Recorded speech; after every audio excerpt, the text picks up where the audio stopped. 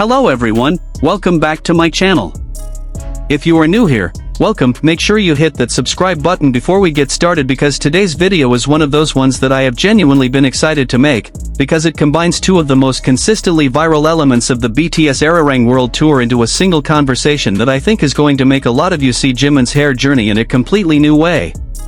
Because here is the thing, most people who have been following this tour know that Jimin's hair has been a major talking point from the very beginning. But I do not think everyone has fully appreciated just how deliberate, how creative, and how genuinely unprecedented what he has been doing with his hair across every single stop of this tour actually is. So today we are going through all of it, city by city, look by look, nickname by nickname, and talking about why the fact that nobody can predict what Jimin's hair is going to look like on any given concert night has become one of the defining storylines of the biggest K-pop world tour in history. Let's start at the very beginning, because the story of Jimin's hair on this tour actually starts before the tour itself even began. During the BTS Arirang World Tour mic check session at Tokyo Dome on April 17, 2026, Jimin appeared with noticeably longer blonde hair compared to his previous look at the Seoul concerts on April 12.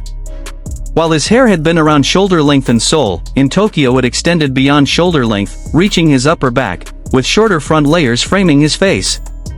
But to understand why the Tokyo moment hit the way it did, you need to go back even further, to March 21, 2026, and the comeback live performance at Gwanghwamun Square in Seoul that officially kicked off the Arirang era for BTS. The origin of the nicknames began on the comeback live stage at Gwanghwamun Square on March 21. Fans poured out titles such as Lion Jimin, Baby Lion Jimin, and Northern Lion Jimin for Jimin, who showcased long blonde hair and explosive performance. The Gwanghwamun comeback stage was already a historic moment in its own right. BTS performing outdoors in Seoul after years of military service, reunited as Seven, delivering a performance that reminded the world exactly why they had been waiting. And in the middle of all of that historic wait, one thing that people could not stop talking about was Jimin's hair. The long blonde look, the way it moved during the choreography, the way it framed his face under the outdoor lighting, it was immediately iconic, and the fandom responded with the kind of creative, enthusiastic energy that ARMY always brings to a Jimin visual moment. Lion Jimin. Baby Lion Jimin. Northern Lion Jimin. The nicknames multiplied within hours. Then came Goyang Stadium on April 9, the official first night of the Arirang World Tour, and the visual evolution continued. At the April 9 concert at Goyang Stadium, a new title, Northern Duke, emerged with his flowing blonde hair and black leather styling. The hair was the same length as at Gwanghwamun, but the styling context had shifted. The black leather costuming of the concert outfits created a different visual register than the outdoor comeback stage, and fans responded to that difference by reaching for a different set of references. Northern Duke.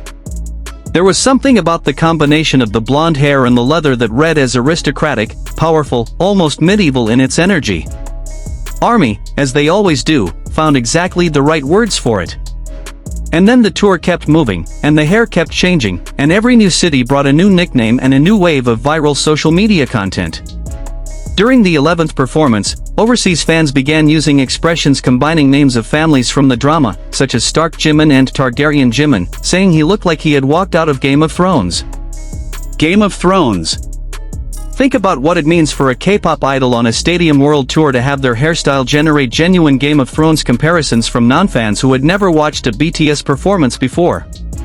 That is not fandom enthusiasm talking, that is a visual impact so strong and so specific that it crosses fandom lines and lands in the cultural vocabulary of people who have completely different entertainment reference points. Then came Tokyo Dome, and the moment that gave us what has arguably become the most beloved nickname of the entire Arirang era. In Tokyo, his blonde hair extended beyond shoulder length, reaching his upper back, while some front layers remained shorter, around shoulder level and framed his face. Fans widely admired his appearance, with many likening his hairstyle to that of the Disney character Rapunzel, known for her signature long hair. One fan combined the princess's name with Jimin's and wrote, and the term Rapunzelman, combining the character's name with Jimin's, began trending. Rapunzelman. It is the kind of nickname that works on every level simultaneously. It is accurate, the hair genuinely did have a Rapunzel quality to it at that length, cascading past his shoulders and moving with a life of its own during choreography. It is playful, there is an inherent humor and affection in taking one of Disney's most recognizable characters and combining her name with an idol's name, and ARMY leaned into that humor completely. And it captured something genuinely emotional as well, because many longtime fans knew the history of Jimin's hair and what the freedom to grow it this long actually represented for him. During the April 29, 2026 live broadcast, Jimin revealed that almost everyone was against it, including the company, HYBE, which suggested he cut his hair. Jimin chose to keep it anyway, saying he just wanted to try something different for once, with his mother being his only initial supporter. That revelation, when it spread through ARMY communities, added an entirely new layer of meaning to every nickname, every viral hair moment, every fan cam video capturing the blonde hair moving across the stage. This was not a look that had been handed to Jimin by a styling team following a creative brief. This was a decision he had made himself, against resistance from virtually everyone around him, because he wanted to express something different about who he was as an artist and as a person in this particular moment of his life. His mother had been his only supporter. He had held that line. And now here he was, tour stop after tour stop, proving with every viral moment and every new nickname that he had been right all along. During one segment of the Weverse Live, Suga asked how long Jimin planned to grow his hair, to which Jimin replied saying, "I'm thinking of growing it until it becomes like Rapunzel hair, like the AI edits people made for me." The moment that clip circulated, Jimin sitting there on a Weverse Live with his group, having just won Artist of the Year at the American Music Awards, leaning into the Rapunzelman nickname and saying he wanted to keep going, was one of the most joyful fan reactions of the entire tour. Because it confirmed something that ARMY had been hoping for since the hair first appeared at Gwangwamun. This was not a temporary styling choice. This was a commitment. And what came after, the continued evolution of the look across every subsequent tour stop, backed that commitment up completely. Tampa came next, and with it, a completely new visual direction and a completely new nickname. At the Tampa, US performance on April 26, Jimin appeared with a half-up ponytail hairstyle, giving birth to the new nickname, Samurai Jimin. One fan said, "I didn't expect him to pull off Lion King Jimin, Targaryen Jimin, Samurai Jimin, Rapunzel Jimin, and Dragon Jimin all in this comeback," while another enthusiastically asked, "Samurai, Targaryen Dragonborn, Fairy Godmother, how many personas does he have?" That last question, how many personas does he have, is the one that I want to sit with for a moment, because I think it gets at something important about what makes Jimin's hair journey on this tour so genuinely extraordinary from a creative and cultural standpoint. Most artists, when they find a look that works, stick with it. This is especially true on long world tours, where consistency of visual identity helps with brand recognition and fan engagement across wildly different markets and demographics. When you're performing in city after city across dozens of countries, meeting fans who may be seeing you live for the first time and who are processing an enormous amount of new sensory information, having a consistent, recognizable visual presentation is generally considered good strategy. It anchors the fan's experience. It makes the artist immediately identifiable in photos and videos. It gives merchandise and marketing something stable to build around. Jimin does not do any of that. City after city, show after show, night after night, the hair looks different. Not dramatically different in every case, sometimes it is subtle, a different parting, a different texture in how the waves fall.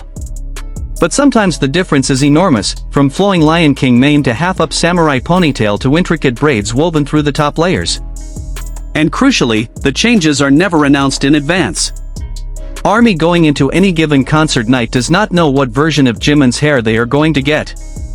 Just like the surprise songs, which change from show to show and are not revealed until the moment they are performed, Jimin's hair has become its own form of surprise element built into the concert experience. This is, when you think about it, an incredibly creative approach to the visual dimension of live performance. It transforms the hair from a static element of the show's aesthetic into a dynamic, anticipation-generating element that gives fans an additional reason to be excited for each new concert date, an additional thing to watch for in fancam footage from shows they did not attend, an additional conversation topic that keeps the tour fresh and surprising even after months of consecutive performances. Jimin first introduced his long blonde hair during BTS comeback live performance at Gwangwamun Square in March, earning nicknames such as Lion Jimin and The Boy with the Northern Lion. From that first moment at Gwangwamun to the braids in Las Vegas to the Greek god look in Brussels, the through line is not consistency of style, it is consistency of surprise. Every time ARMY thinks they know what to expect, Jimin delivers something different. And every time he delivers something different, the internet responds. Let's talk about Las Vegas specifically, because the braids moment is the one that most clearly demonstrated how far beyond the fan community the impact of Jimin's hair evolution on this tour has reached. On May 23, the first day of the BTS World Tour in Las Vegas concert held at Allegiant Stadium, Jimin appeared with long blonde hair styled in braids on the top. Following this, Jimin braids trended on social media, sparking widespread discussion. On TikTok, challenge videos imitating the hairstyle became popular. On Al Rojo Vivo, a news program by Telemundo, the United States' largest Spanish-language broadcaster, anchor Lourdes Steven paid homage to Jimin's by adopting the same hairstyle with the song as background music. A news anchor on Telemundo, the largest Spanish-language television network in the United States, with a viewership that extends far beyond any K-pop fanbase, adopted Jimin's hairstyle on air. That is not a K-pop story. That is a mainstream American media story. That is a hairstyle that crossed from the concert stage into the cultural conversation of people who were watching the evening news and had no prior context for who Jimin was or what BTS was about. The hair alone created a point of entry into the story for audiences that would otherwise never have encountered it. Known for his long blonde hair, Jimin showcased braided hair on this day, and fancam videos surpassed 1 million views on social media, driving Jimin braids to trend. As the concert began, Jimin's rose to the #1 real-time trend on USX, garnering attention by appearing in the top trends across music, dance, and celebrity categories. #1 trending in the United States. Over 1 million fancam views in the first few hours. TikTok challenge videos spreading the look across a platform with 1 billion+ users. All of this because of a hairstyle. All of this because one person on a concert stage in Las Vegas showed up with his hairstyle differently than fans had expected, and the response to that surprise was so immediate and so enormous that it generated its own news cycle. Then Stanford followed Las Vegas, and the hair kept evolving. During the concert, Jimin appeared with flowing blonde hair styled in loose waves and low buns at different points of the show. Fans especially loved how the blonde hair moved during choreography sequences and close-up camera moments. Loose waves. Low buns. Multiple different styles within a single concert, changing from segment to segment in a way that gave different fan cameras different looks to capture and share. This is performance art in the truest sense, the body, including the hair, as an expressive medium that communicates something different in every context and every moment. And then came Europe. Madrid. Brussels. The European leg of the Ararang World Tour brought Jimin's hair evolution to audiences who had never gotten to see it in person before, Spanish fans experiencing BTS for the first time at the Riyadh Air Metropolitano, Belgian fans getting their first ever BTS concert at King Baudouin Stadium. And in Brussels specifically, the hair and accessories combination that sent fan accounts into immediate comparison mode, Greek god, divine, mythological, became the moment that most clearly summarized what the entire hair journey of this tour had been building toward. Not a single look. Not a consistent image.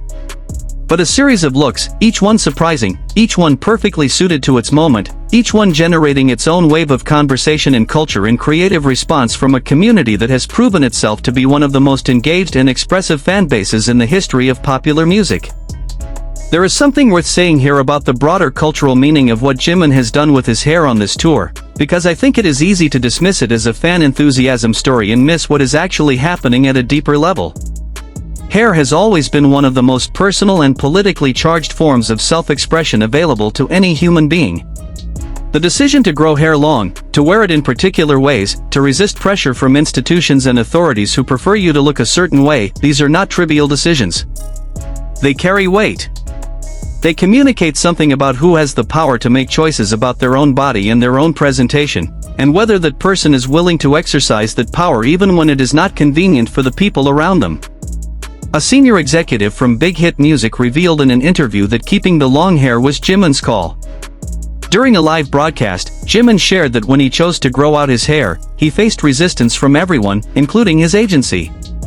Only his mother stood by him. Only his mother.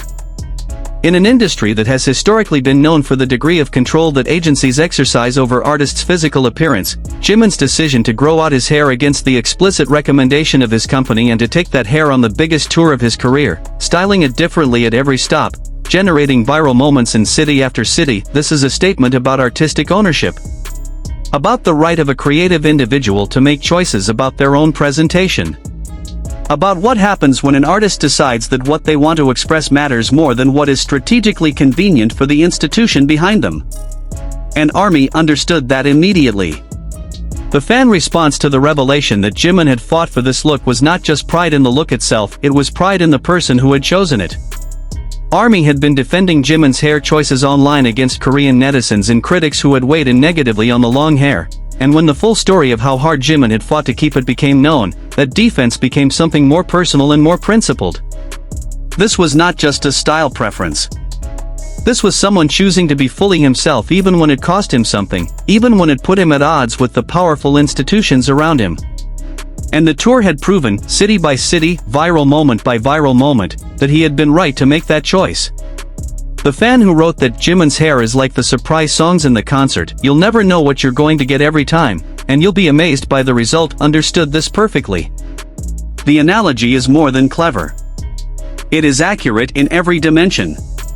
Surprise songs are one of the most beloved elements of the Arirang World Tour precisely because they embody the principle of giving something unexpected to the audience, something that could not have been predicted, something that feels like a personal gift to the specific crowd in the specific city on the specific night. They are an expression of the relationship between BTS and ARMY, a reminder that even in a show this massive and this carefully planned, there is space for spontaneity, for surprise, for the joy of receiving something you did not know you were going to get. Jimin's hair operates on exactly the same principle. You go into a BTS concert on the Arirang tour knowing that you are going to see something extraordinary. But you do not know which version of Jimin's extraordinary visual presence you are going to encounter that night. Will it be the loose waves? The braids? The half-up samurai ponytail? The Greek god accessories look? Some combination that has never been seen before and that will immediately generate its own nickname in the first few hours after the concert ends? The not knowing is part of the experience. And the amazement when the reveal happens, when Jimin steps out onto the stage and the cameras catch the hair and the first clips hit social media, is a recurring, renewable form of joy that this tour has delivered at every single stop. That is extraordinary. That is, in its own way, a form of artistic generosity, the willingness to keep reinventing, to keep surprising, to never let the look become so familiar and so expected that it loses its capacity to generate wonder. And it is something that connects directly to who Jimin is as a performer and as a person, someone who is always reaching for something beyond what has already been established, always looking for the next expression of something that is genuinely his own.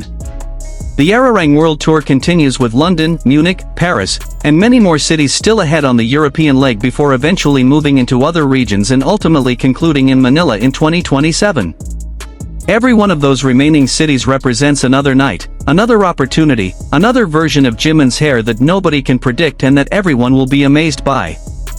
That is a promise this tour has been delivering on since March 21st at Gwangwon, and there is every reason to believe it will continue delivering right through to the final night of the most extraordinary tour that BTS has ever undertaken. Thank you so much for watching this video. If you enjoyed it, please give it a like and subscribe to the channel for more content covering every dimension of the BTS Arirang World Tour. I want to hear from you in the comments which JiminHair moment from this tour has been your absolute favorite so far. The Lion Jimin debut? Rapunzelman in Tokyo? The braids in Las Vegas that made Telemundo's news? The Greek god look in Brussels? Drop it in the comments below, I read every single one. And I will see you in the next video.